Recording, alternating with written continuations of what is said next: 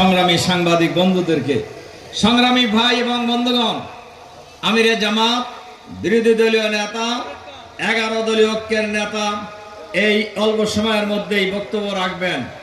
আপনারা আজকে অনেক বক্তব্য শুনেছেন, বক্তব্য রাখার প্রয়োজন নাই।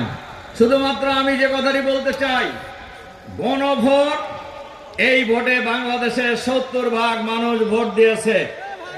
সরকার এটা মানে না কেন? এবং আমরা শুনেছি, পত্রিকায় দেখেছি, জনাব প্রধানমন্ত্রী সাহেব উনিও গণভোটের পক্ষে রায় প্রচারণা চালিয়েছেন, কিন্তু ওনারা এখন মানতেছে না। একজন প্রভাবশালী মন্ত্রী বলছেন যে আমরা অভিনয় করছি ভোটের জন্য।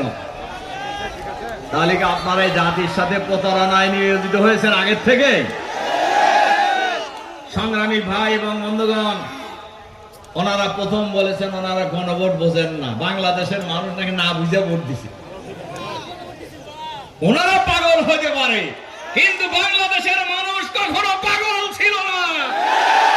যখন যে সিদ্ধান্ত নেওয়ার প্রয়োজন, বাংলাদেশের মানুষ সেই সিদ্ধান্ত নিতে ভুল করে নাই। জুলাই বিপ্লবের লক্ষ্য ছিল সংস্কার, জুলাই বিপ্লবের লক্ষ্য ছিল বৈষম্যহীন বাংলাদেশ, কিন্তু আজও সংস্কার হয় নাই, বৈষম্য দূর হয় নাই। আমাদের